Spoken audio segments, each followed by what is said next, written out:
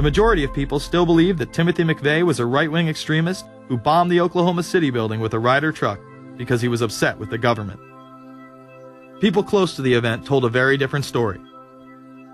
A local congressman believes that convicted bomber Timothy McVeigh and his accused co-conspirator Terry Nichols are not the only ones involved. The Oklahoma State Representative Charles Key produced a videotape featuring witnesses who claim to have seen Timothy McVeigh with another man the morning of the bombing. He was wearing a ball cap. Timothy McVeigh had his on backwards, which just like this.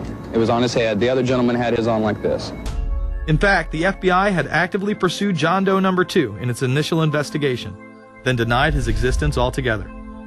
There were also multiple reports that explosives were found inside the Murrah building. The Justice Department is reporting that a second explosive device has been found in the AP Murrah building in downtown Oklahoma City. Mike, you're still with us, aren't you? Yes, I am, and I might tell you in addition to that, in fact, what we were told at the scene a few minutes ago was that, in fact, 2 different explosive devices were found in addition to the one that went off. The second explosive was found and defused. The third explosive that was found, and they are working on right now as we speak, I understand, both the second and third explosives, if you can imagine this, were larger than the first. Bomb squads were actually caught on video pulling into the building to retrieve these devices. They'll back that trailer down there, and the bomb squad folks will go in, and they will use that trailer. You see the bucket on the back there, this is how they would transport the explosive device away from this populated area to try to do something with it. I just took a look down the street at the Murrah building again. I see another bomb truck going, so apparently they're going to try to get out that third bomb that's been talked about. This was even confirmed by the governor at the time, Frank Keating. One device was deactivated. Apparently there's another device, and obviously whatever did the damage to the Murrah building was a tremendous, very sophisticated explosive device. Members of the ATF who would have normally been in the building were tipped off prior to the bombing. He saw what appeared to be a police bomb squad truck near the Murrah building 2 hours before the blast. It had a shield on the side of the door, and it said bomb disposal or bomb squad below it, and I really found that interesting. Another witness who spoke to ABC News on the condition of anonymity will tell the grand jury tomorrow he was told by an ATF official agents working in the building had been warned in advance not to come to work. He just came out and told me that the ATF wasn't in the building that day. They'd been tipped by their pagers not to come to work, which I was flabbergasted. McVeigh would even claim in a letter written to his sister, which was published by the New York Times, that he was actually recruited for black operations, which included smuggling drugs into the United States, as well as assassinations. One may brush this off as the ravings of a madman. However, McVeigh was filmed at the Camp Grafton military facility in North Dakota on August 3, 1993. McVeigh's official records state that he was discharged over a year prior from the Army Reserve in May of 1992. Perhaps even more interesting is that Camp Grafton was specializing in training troops in explosives and demolitions at the time. When all was said and done, the security tapes reported to have captured the entire thing on video were rounded up and classified. In 2009, they were finally released, and magically none of them caught the bombing. The excuse being they were all having their tapes changed at that exact moment. This event would be labeled domestic extremism, which was used to demonize critics of world government, militias, and create fear within the populace. Muslim extremism seemed to show its ugly face in then unprecedented fashion on February 26, 1993. A truck bomb had gone off in the parking area of the World Trade Center. Luckily, the bombers failed to follow instructions and parked the truck carrying the explosives against the main support column. What is not discussed, however, is the bomb was actually built by an FBI informant under the supervision of the FBI. Ahmed Salam, a former Egyptian army officer who had been doing undercover work for the FBI, was the man who actually built the bomb. When he was told that he would have to use real bomb-making material instead of harmless substitutes, he became suspicious and began taping his conversations with FBI officials. Last winter, the FBI was praised for its speed in cracking the case of the World Trade Center bombing and bringing 4 suspects to trial. Now, there is some evidence that the FBI may have known of the plot in advance through an informant and might even have stopped the bombing that killed 6 people. Notice the media emphasizes that they might have been able to stop it. They then gloss over the fact that the bomb was built by their agent under FBI supervision in conjunction with the district attorney. FBI agents might have been able to prevent last February's deadly explosion at New York's World Trade Center.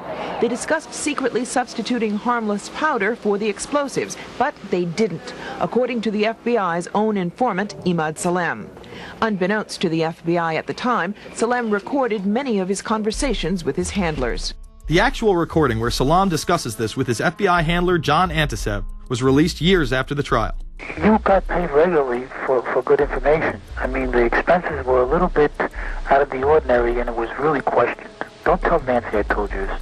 Well, I have to tell her, of course. Well, then if you have to, you have to. Yeah, because, I mean, the lady was being honest, and I was being honest, and everything was submitted with a receipt. Yeah. And now it's questionable. It's not questionable. It's like a little out of ordinary. Okay. You know. All right. I don't think it was. If that's what you think, guys, fine. But I don't think that, because we was start already building the bomb, which is went off in the World Trade Center. It was built by supervision from the Bureau and the DA, and we was all informed about it, and we know that the bomb start to be built. By who? By your confidential informant. What a wonderful, great case. Following the convictions of the Muslims who were too inept to make their own bomb and park the vehicle in the proper area, Salem was pulled into the FBI's Witness Protection Program, where he has never been heard from again. Prior to the largest and most devastating terrorist attack on U.S. soil, the United States was poised as the first truly global superpower. Brzezinski would muse in 1997 that geostrategic success would represent a fitting legacy of America's role as the first, only, and last truly global superpower, and that the only way to mobilize Americans was a truly massive and widely perceived direct external threat. In September of 2000, a neoconservative think tank called the Project for a New American Century echoed Brzezinski's statements, saying the United States is the world's only superpower, combining preeminent military power, global technological leadership, and the world's largest economy. An engine for New World Order ideals, members of PNAC included Dick Cheney, Donald Rumsfeld, Jeb Bush, Scooter Libby, William Kristol, and Paul Wolfowitz. Describing the difficulty in projecting force, they write the process of transformation is likely to be a long one, absent some catastrophic and catalyzing event, like a new Pearl Harbor. This takes us full circle to the September 11th attacks of 2001. In my previous film, Fabled Enemies, I expose in great detail the Saudi Arabian, Pakistani, and Israeli connections in conjunction with this international intelligence operation. In the early 1980s, bin Laden worked with operatives from U.S. intelligence, the Pakistani military, and Arab states. They ran a wide-ranging covert network that recruited and financed Muslim fighters to battle the Soviet army. The hijackers that were trained at U.S. military installations and protected by the FBI and CIA. The military exercises leading up to 9/11, and those that took place as the attacks occurred. Open line. Command, Sergeant Richmond. Sergeant Richmond, Sergeant Light from Cheyenne Mountain Test Control. How are you? I'm doing fine. Okay, I need you to terminate all exercise inputs coming to Cheyenne Mountain at this time. Copy. And stay on loop until I verify that connectivity is disconnected on the exercise side only. Okay, no, do not do any more inputs on the exercise side and stand by. I got Cheyenne Mountain on the line. Terminating all exercise inputs. So, over, in case you didn't know, there's exercise. Oh, yeah. The Black Ops program, Able Danger, and the shadow government involvement. This morning we learned that the Vice President wasn't the only one sent to an undisclosed location on September 11th, that an entire backup government was and is still there and may be there for as long as anyone now at least can imagine. As well as much, much more. The government has lied about 9/11 repeatedly and used it to dominate the Middle East, while creating an evolving police state here, encroaching on civil liberties at home. And of course, building a new world order. There is a chance for the President of the United States to use this disaster to carry out what his father, a phrase his father used, I think, only once, and hasn't been used since, and that is a new world order. We know now that September 11th of 2001 was the beginning of what we might call a new world order.